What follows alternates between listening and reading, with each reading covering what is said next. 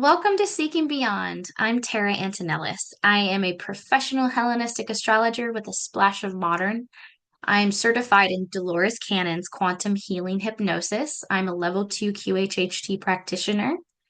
I also do spirit release therapy in the background of soul centered healing. I'm a certified herbalist. I also read the tarot and I perform energetic healing such as Reiki. Thank you for tuning in. Here at Seeking Beyond, we talk about the paranormal, astrology, and metaphysical. Thank you for being here. Enjoy. Hello, and welcome to another episode of Seeking Beyond. I have Andra on today, and she's got some interesting stories to share with us about the Fae. She is a writer and an Ascension guide, and I am so happy to finally have you on the podcast. This has been a long time coming. But the timing is perfect because now we've actually become friends, and I'm really excited to hear the full story about your relationship with the Fae. Please divulge your story and tell us, how did you embark on this journey? When did the woo-woo begin? Thank you for having me on your podcast. I'm very happy to be here. And yes, like you said, we become friends and shared a lot of the woo together. For me, basically, I went through a two-stage awakening, which the first stage happened in my early 20s and kind of ended in a dark night of the soul, by the end of which I nearly died.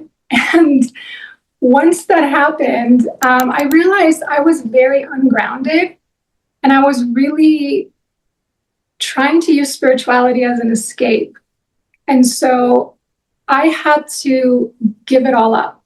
I was done with spirituality back in 2016, and all the way until 2019, I had to be done with it. I had to focus on the physical realm just to heal my physical body and just to be able to anchor in this life. And I thought I was done for good. I thought I'm just going to live the material life and I'm just going to be a normal person. But how often does that work? When we try to live a normal life, it's like the universe has another plan. And sure enough, as soon as the pandemic started, I found myself faced with a fork in the road, which one of the paths was I could go into the fear and the alarm and everything that was happening generally in the collective. And simultaneously, another path was presented where all of this woo-woo stuff came back and became kind of an offering and an invitation through synchronicity to say, hey, this still exists. And I realized I don't have anything else to do. It's the lockdowns. We can't go anywhere. We can't do anything. So I took a deep dive right back into all of the spiritual concepts that I had been exploring before. And then I was introduced to this non-traditional shamanic path of working with certain visionary plants. And that became a huge part of my spiritual healing. Because up until then, I had been so focused on healing my physical body. And then when the visionary plants came in, I realized, oh, I have a lot of trauma and a lot of stored things that I need to release. And as I started working with these plants, I realized they were helping me tremendously. For me, the effects are very similar from one to the other. It's like they all take me to the same place. And the way I experience it is that they just kind of give you a vibrational boost. So they temporarily raise your vibration. And in that expanded state, you have access to more of yourself, more of your subconscious, more of your higher self, more of your multi-dimensional self. And that was when, unexpectedly, this phenomenon started to show up. And, at this point, by the time the fairy showed up, I had been working with the plants. I was very familiar with the space. I knew what to expect. I knew what the traditional effect was. So when I started seeing something out of the corner of my eye, zipping by close to the ceiling, I knew that wasn't a normal thing that happens with the plants. It was out of place. And it kept happening. It kept catching my attention. Just something flying really fast by the ceiling, and it made a sound as it went by. So this started within the context of those ceremonies and then extended into my day-to-day life. So for weeks and months, once in a while, I would catch this thing in my peripheral vision, too fast for me to turn my head and actually see it. And I kept asking my ex-partner at the time, did you see that? Did you see that? And he kept saying no. And I thought, okay, am I losing my mind? How did he take that, hearing you ask that? He didn't pay much attention to it at first. He probably thought, just like I did, that I'm just imagining it, or that it's some kind of optical illusion or something. But for me, as soon as it started happening, something in me responded with like this deep curiosity, like, this is a mystery. I need to find out what this is. And after many months of this thing flying by, one night we were sitting there, my ex-partner and I, and again, I saw it out of my peripheral vision, and then he lifted his finger and pointed and said, "What was that?" And I was like, exactly. I've been trying to tell you for months that I keep seeing this thing. And I was so relieved that he finally saw it, because I realized, okay, it's not just me. I'm not going crazy. There's something happening here. But then it got even weirder, because in the moment that he pointed and said, "What was that?" time skipped backwards. So I relived that moment 3 times in a row. It was like somebody pressed the rewind button on reality, and time skipped backwards, and the whole sequence of events happened again. So I watched him point. I heard him ask the question. I was like, wait a minute, we just did this. And then it happened a 3rd time. And that night, we had this experience 5 or 6 times. The little thing flew by. He would point and say, "I'm seeing it." And for me, time would skip backwards.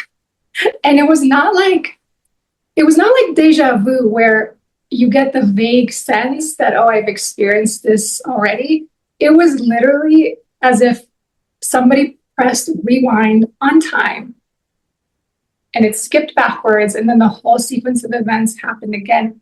Now, this was so alien to my consciousness, because I didn't know time could do that. So by the end of the night, I was so blown away, and I was almost uncomfortable with the experience, because I was like, time is not supposed to do that.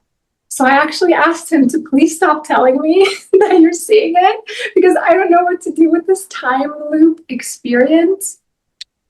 And what the fairy showed me later is that they were punctuating the moment, and they were letting me know how important it was that you got somebody else to notice us, because you pointed it out enough times that his awareness became open to the possibility that there was something there that I was seeing.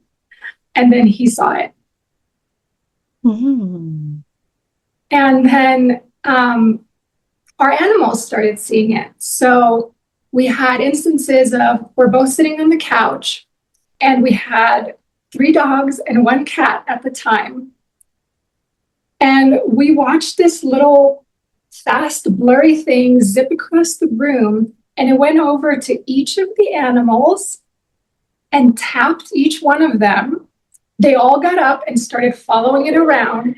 And then it bounced off of his shoulder, bounced off of my shoulder, did laps around the room. And we're looking at each other like, you're seeing this, right?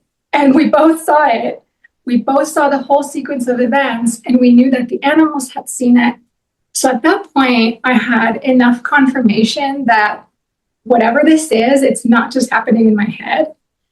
And I had no idea what it was because I didn't believe in fairies at that time.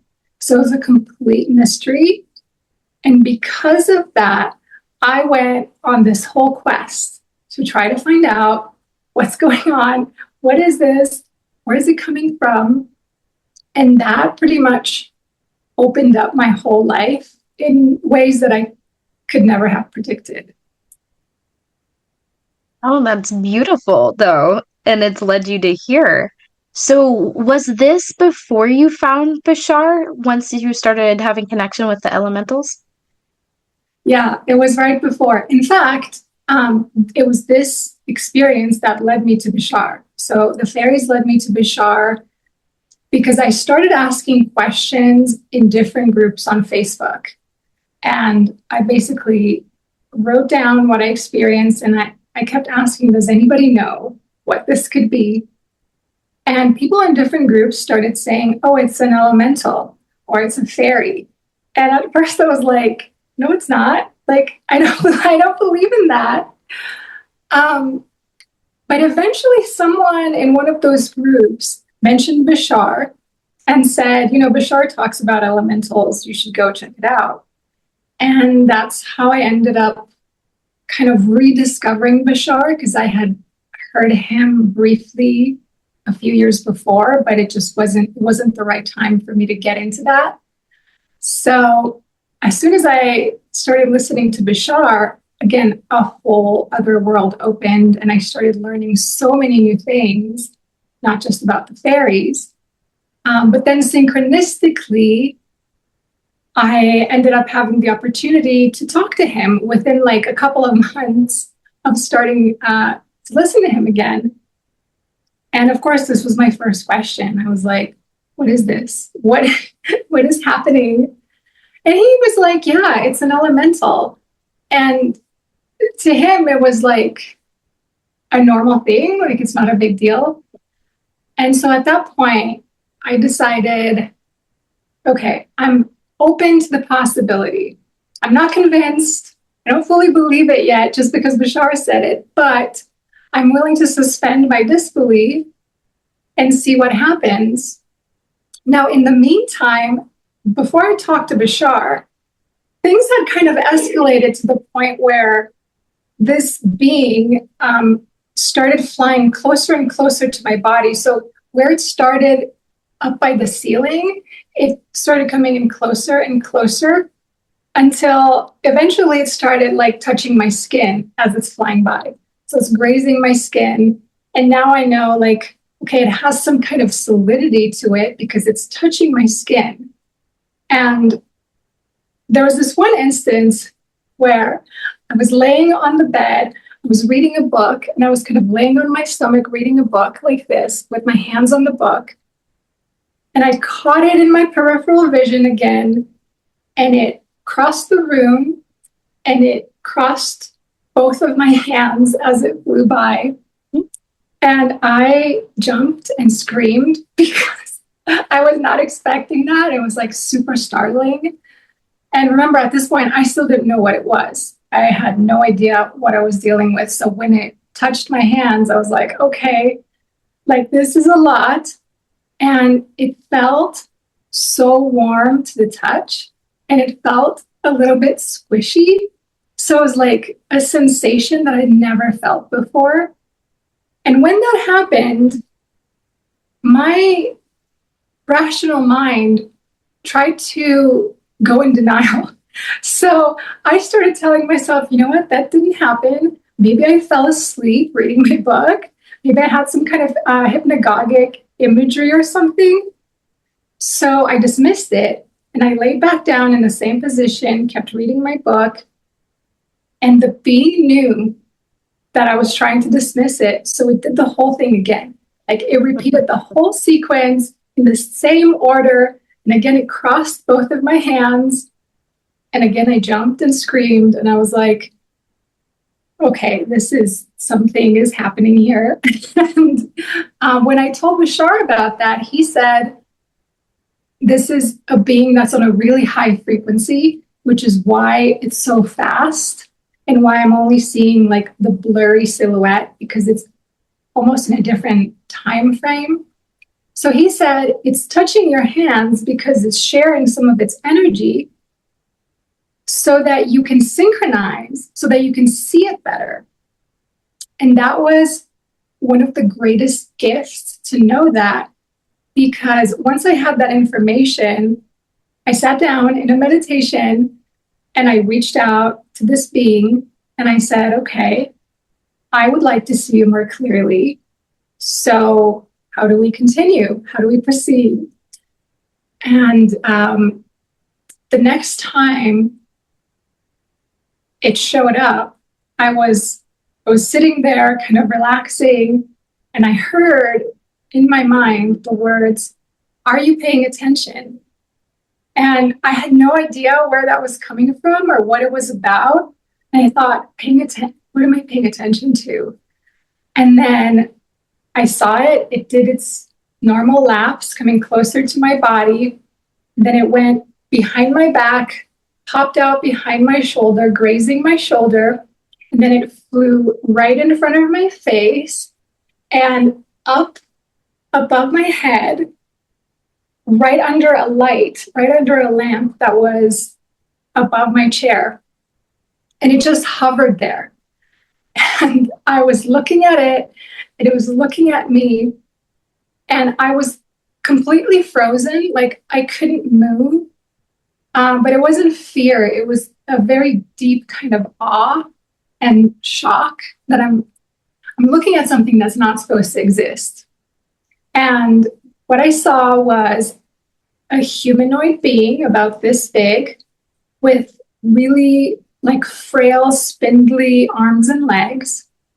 And it had dragonfly wings. And the face looked alien. Like it had huge alien eyes and a tiny nose and a tiny mouth. And we were just looking at each other for like a minute or so. Like it let me really have a nice long look at her.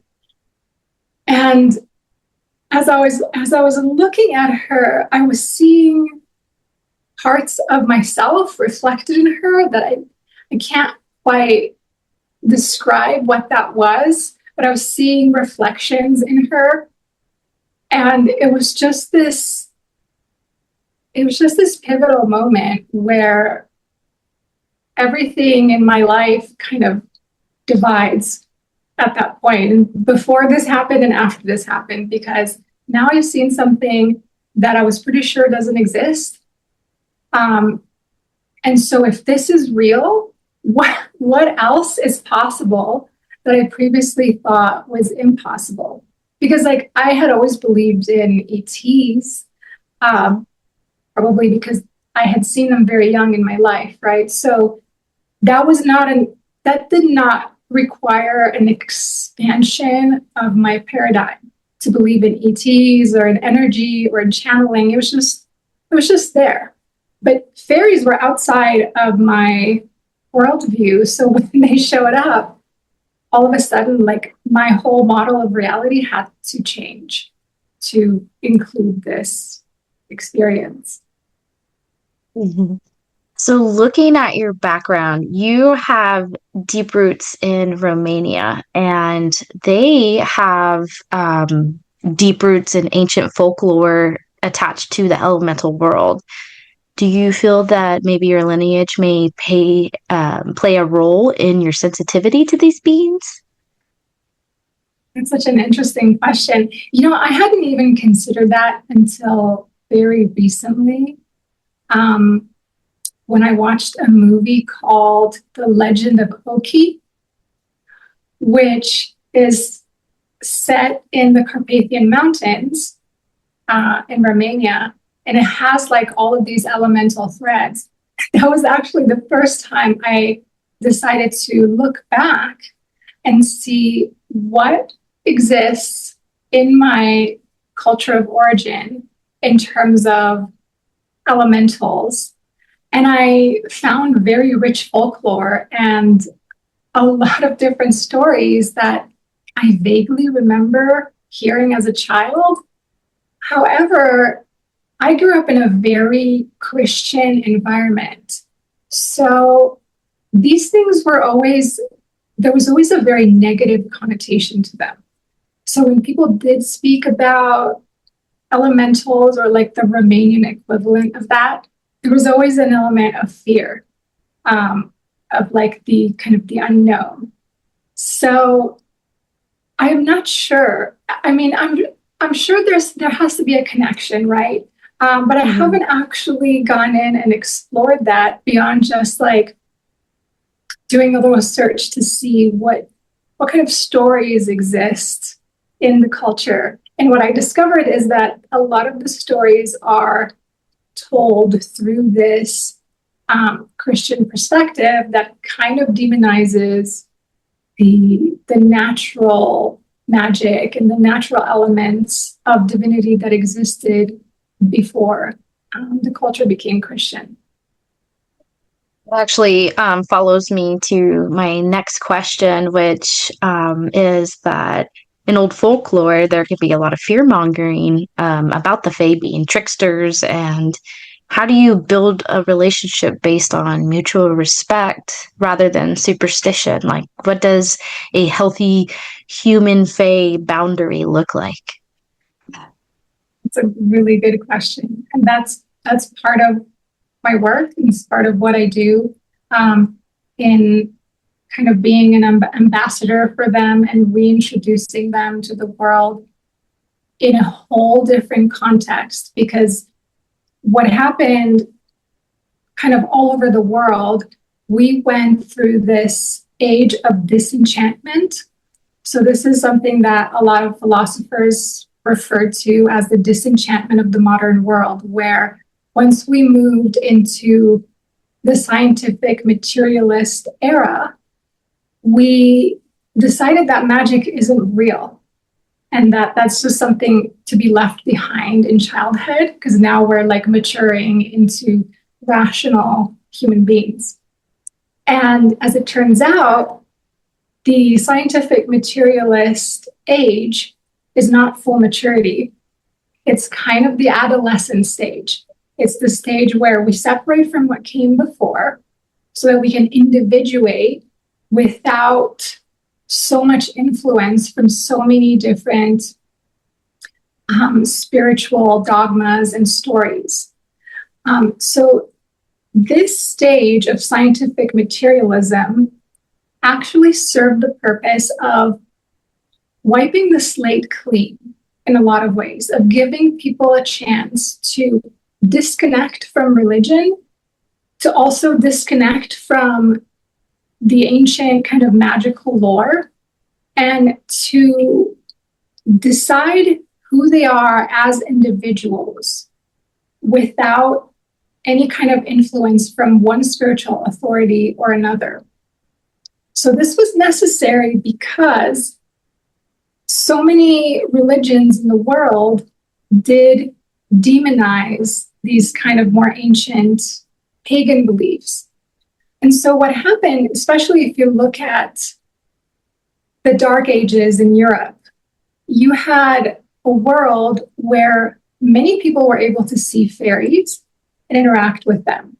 But because of the programming that came through the church that said, these beings are dangerous, you can't trust them, the experiences that were co-created through each person's beliefs tended to skew in the negative direction.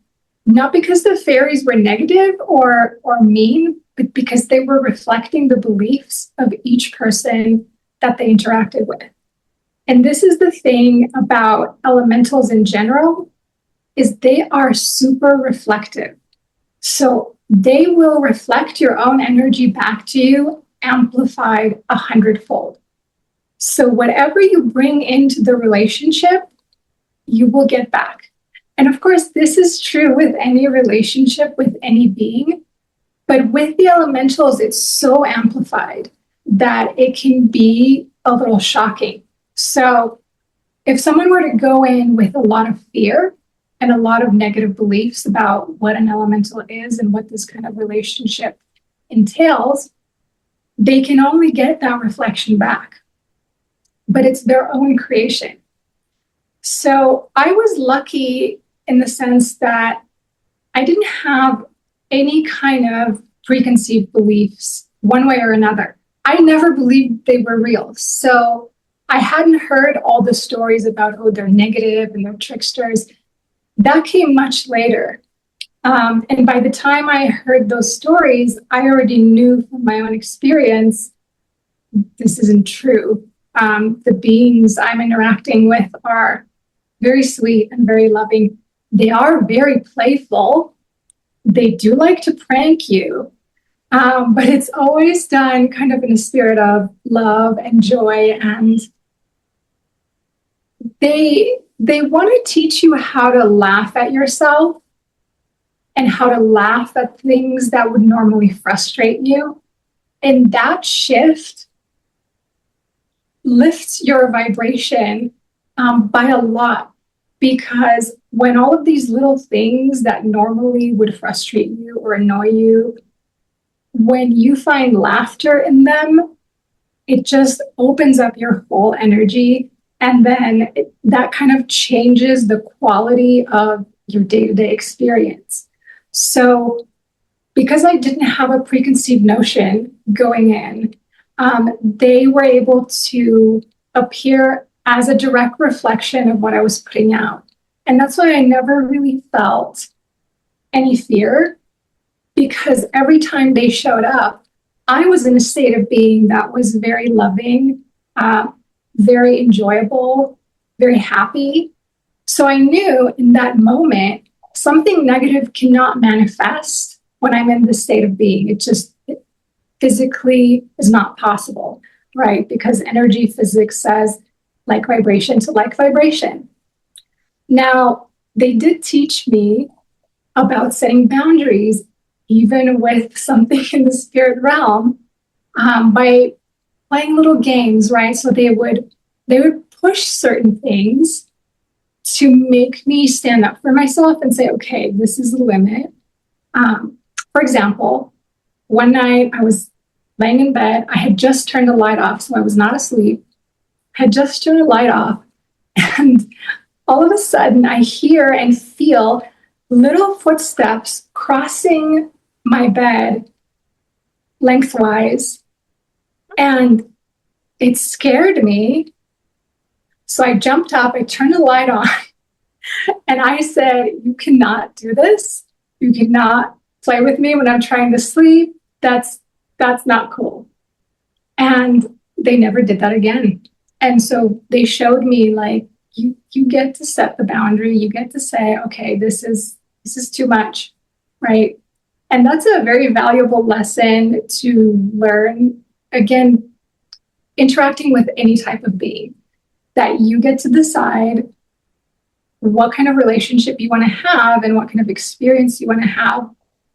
But that ultimately it's always a reflection of the energy that you're bringing into the interaction.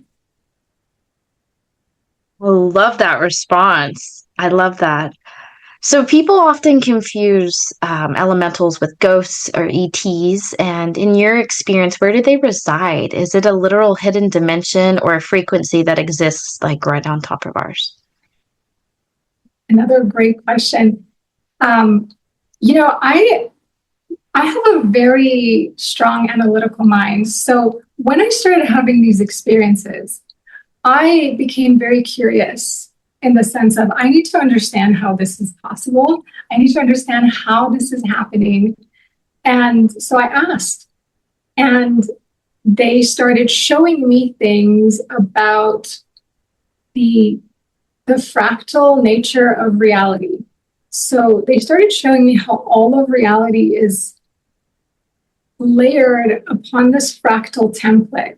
And within this fractal template, you can see physically how everything is one thing, because it's one giant pattern within which exist other smaller patterns that just repeat, right? Because it's fractal. So the pattern repeats no matter how far up you go or how far down you go. It's the same pattern again and again. And in seeing that, they were showing me how all of matter on Earth is made out of the same thing. So for example, looking at a mountain and a cloud around the mountain, it became obvious that I was looking at the same thing, that the mountain and the cloud were the same thing, just in different densities, in different degrees of solidity. So within this pattern that kind of shows you how everything is unified, everything is one, they showed me that the spirit of the earth, the consciousness of Gaia as a planet, has its own personality. It is an individuated being on some level, while it's also our larger consciousness as humans and animals and plants and everything else. So within this fractal of consciousness, there are different levels of individuation. So individuation meaning the sense of being a separate self, which we know we're not really separate, but we come here to have that experience so that we can feel what it's like to be an individual as opposed to just be part of the ocean of spirit. So what an elemental is an expression of Gaia's consciousness that temporarily crystallizes as an individuated aspect. And this individuated aspect is made up of the energy of the earth, the consciousness of the earth, and the consciousness of the person or the being that's interacting with the elemental.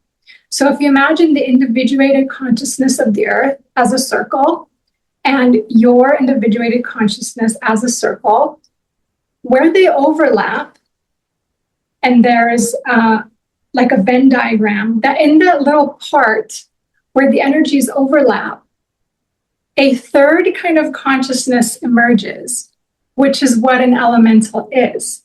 So it's similar to ghosts in the sense that it is a spirit, and it's different in the sense that it's a manifestation of where your consciousness, your individuated consciousness, interacts with Gaia's individuated consciousness, creating this manifestation that exists for the sole purpose of interacting with you, for the sole purpose of the earth creating a little puppet to play with you and say, hey, I'm here.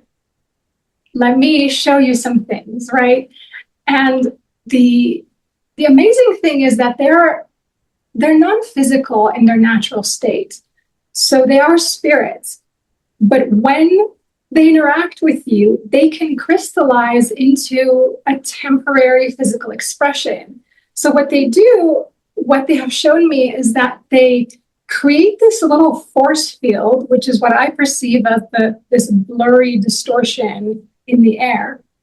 And as they spin around, they spin themselves a kind of temporary physical expression. So they're literally just attracting atoms out of the ether and creating an ethereal body that's not the same as our physical body, because they can just dissolve it, right? So when I saw the fairy just floating above my head, it never flew away from that spot. It just dissolved into thin air.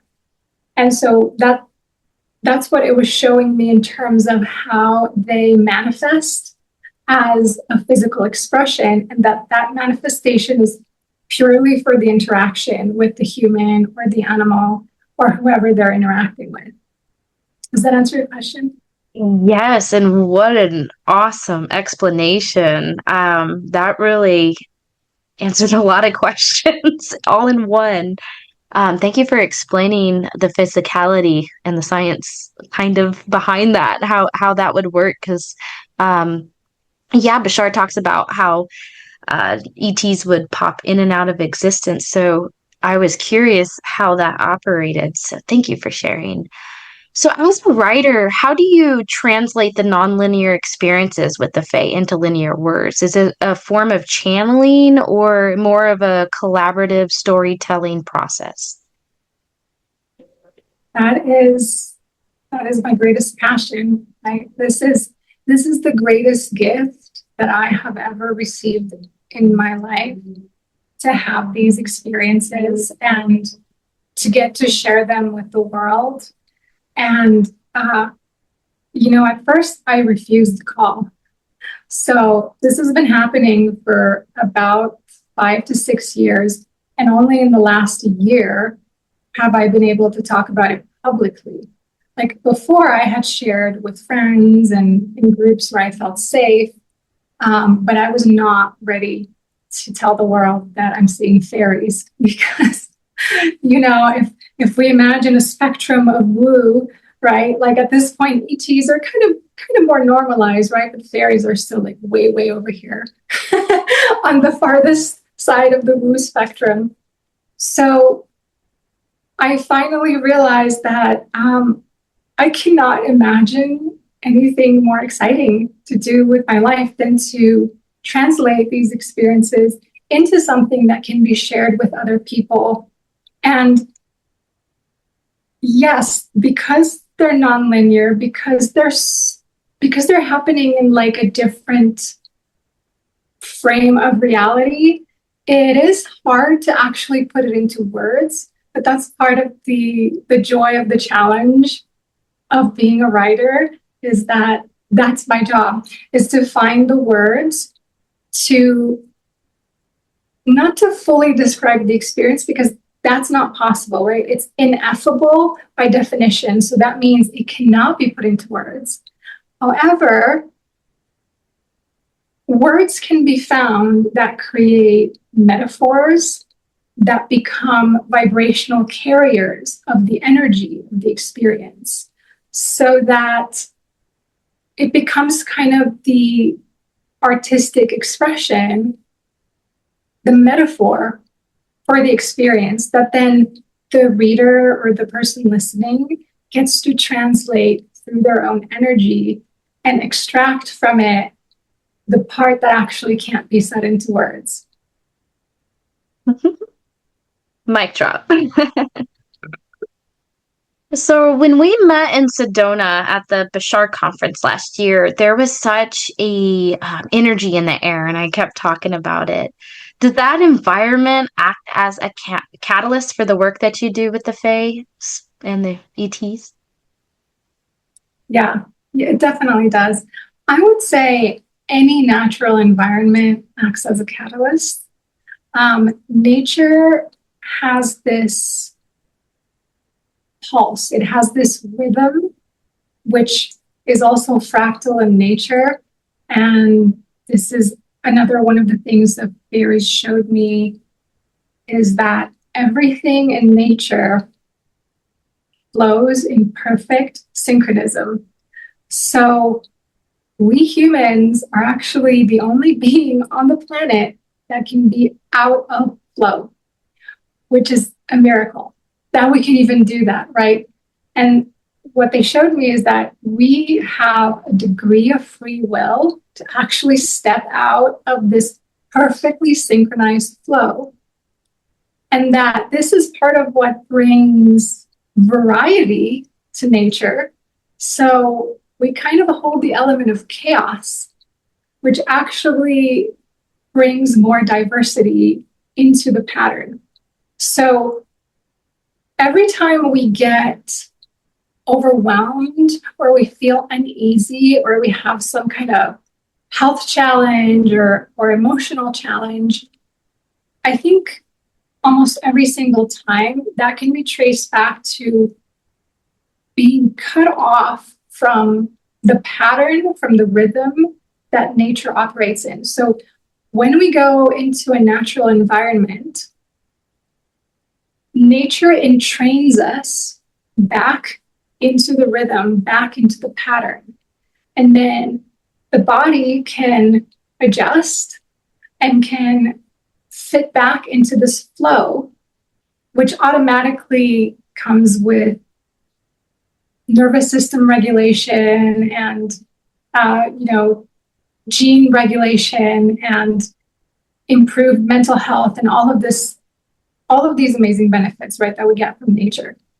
So environments such as Sedona and other vortex places, which even where I live here in Boulder, there's a very strong vortex.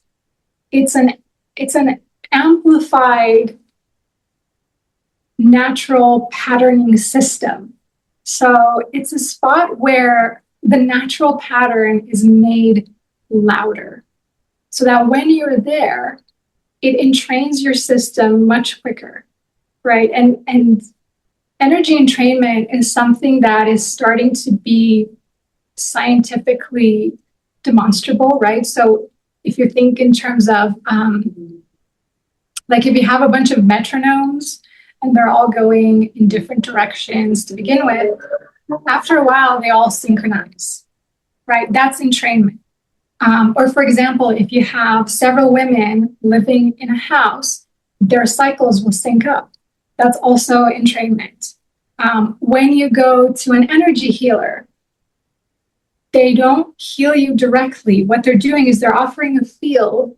You entrain to that field, and then your body heals. So it's like holding a tuning fork, and then the instrument can tune itself.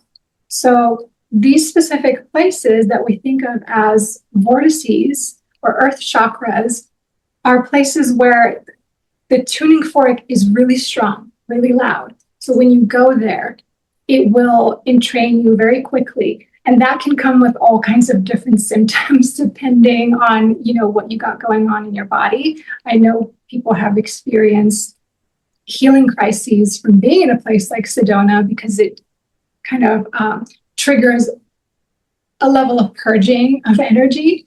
But they can also have like really positive experience, in expanded states and things like that. So yeah, the way I see it is that it's basically a place where the natural pattern is amplified, which then allows your body and your consciousness to tune back into that perfect rhythm. And from that perfect rhythm, you have access to so much more.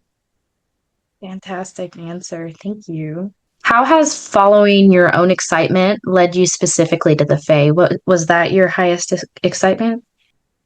For me, the fairies showed up to kind of remind me of this agreement that I had with them. So before then, I was not sure what my excitement was. Like I didn't have that overarching thing, right?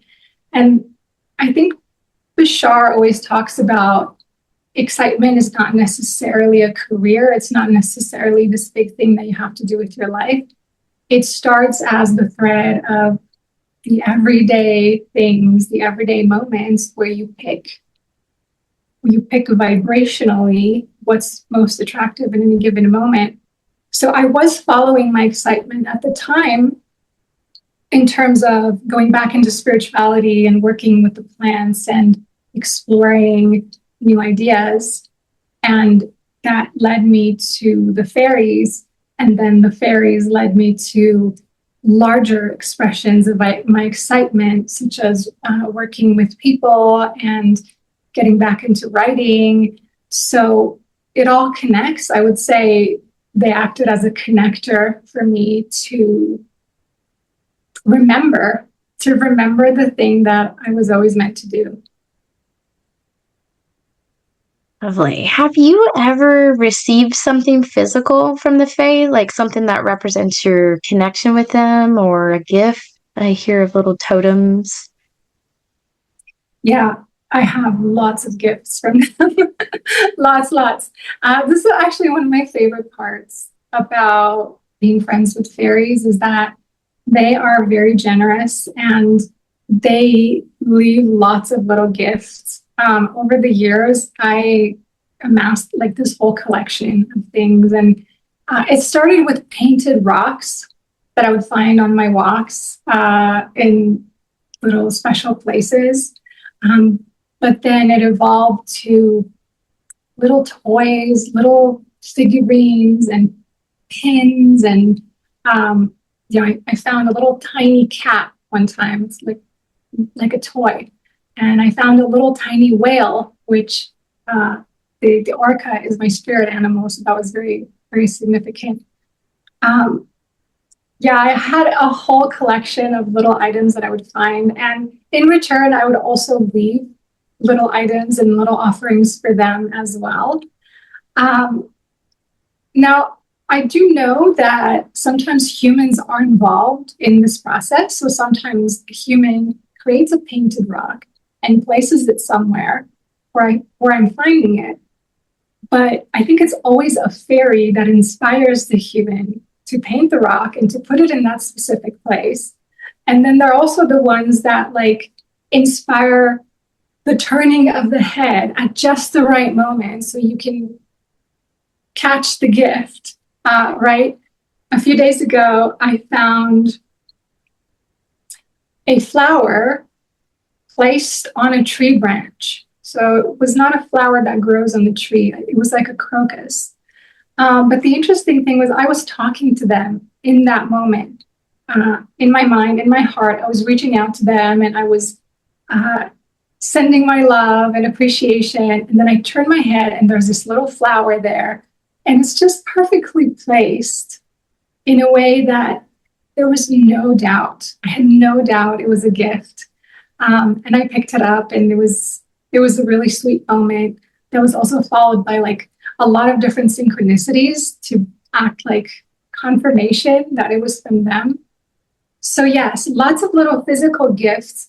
However, I would say the biggest gifts I receive from them are not tangible in the sense of something I can hold in my hand, but they gave me the gift of allowing me to transform my whole life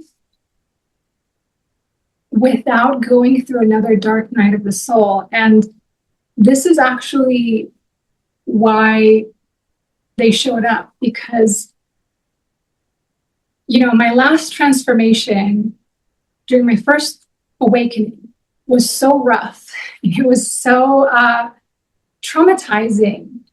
It was a whole dark night of the soul, and it came with a lot of unpleasant experiences. So when I was through with that, and I realized like, okay, there's going to be other transformations. That process doesn't end. So I reached out to the universe at that time and I said, show me an easier way, please. Next time I need to transform, I'm willing to listen. I'm willing to work with it. Show me an easier way to go through this process where it doesn't have to be like a whole messy, destructive process. And that's when they started showing up, right? And I realized at the time that I had to make all kinds of changes in my life. I knew I had to leave my marriage. I knew I had to start a whole new life. And I was afraid and I didn't really want to do it because I was comfortable enough that I was like, maybe I can just stay. But the fact that they showed up And all of the things that I've learned through them have allowed me to be less fearful of the unknown and to take these proactive steps. So what happened is that my whole life transformed. Like every aspect of my life was transformed because of this relationship. And so that's the greatest gift that they're giving me. And this is why I finally decided to talk about them, because when I asked, what can I give in return? You've given me so much. They said, share the story, share the news that we actually live in a magical world and we're about to go into an age of reenchantment, and allow people to have that option in their reality selection. Not that they have to choose it, but just to know that it's possible. Oh, that's so beautiful. Well, can you share with us one last experience that may be your favorite with any paranormal being? Yes. That's hard to pick just one. I would say when I asked the fairies, I said, why? Well, I said, why me and why fairies? Because I had had experiences with ETs throughout most of my life since I was little. So I always assumed that would be my thing. Like I always thought that would be the thing that I get to work with. And what they showed me is that, I identified as a starseed, and I had adopted that label in the least helpful way possible, where I had decided that, okay, I'm a starseed and I'm from a much better place, and Earth really sucks, and I don't like being here, and I can't wait for the ETs to come and for this whole experience to change. So I was very detached from the Earth, and I was very dismissive of the Earth experience, which actually made it harder to connect with the ETs, because they were like, you're not there, you're not grounded, we can't reach you. So the fairies came in to show me that actually the Earth is just as magical a realm as any of these other planets. And here's why. So that's my favorite experience overall, is that through their presence, they have shown me the magic of Earth and why I actually had wanted to be here to begin with. And once I fell in love with this planet and realized, oh, I'm not trying to escape to another planet. I'm not waiting for the ETs to come and save me. Like once that connection rounded all the way into the Earth, then suddenly I started having experiences with ETs again. So that opened back up when I stopped treating it like an escape or like something I needed saving, or I needed to be taken away from this planet.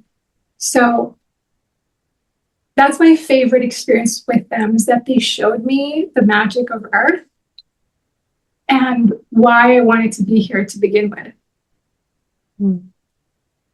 And that leads me to my last question. Is there any messages that you would like to share, or that you would like to share on behalf of the fairies?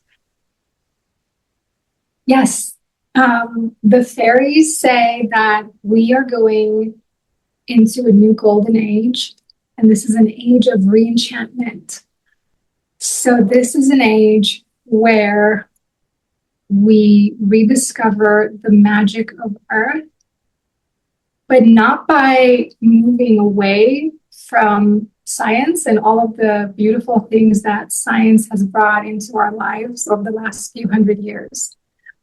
That it's an expansion of the science that we have, and a melding of science and spirituality, that when that connection is fully made and people start realizing that magic is just a deeper understanding of nature, we are going to have experiences and technologies and a world that looks and feels like magic, but where we understand how the magic works. And just because we understand how it works doesn't make it any less magical. So we're reuniting these two ways of existing in the world, where we had our previous enchanted age, where everything was just very ethereal and very spiritual, and we didn't understand how the magic worked. And then we had our materialistic age, where we really went deep into science and we pretended that this spiritual stuff doesn't even exist, it's not even real. So now we're coming back together and we're reuniting these two threads, right? The masculine and the feminine.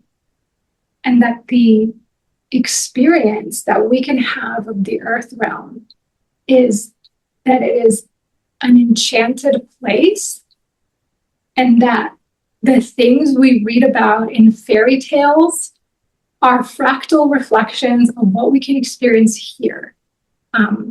That we are the Muggle-born children who now get to find out that we're witches and wizards, and that this is an experience unique in the whole universe, because most other places know that magic is just the natural order of things, but we get to discover it from the perspective of having thought that it was only a fantasy. And now we get to find out that it's real, and it just takes a little bit of openness to allowing ourselves to experience that magic. And it's going to be a fun ride.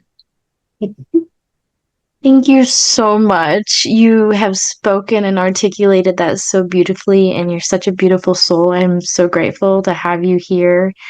And where can people find you and follow you on your magical journey?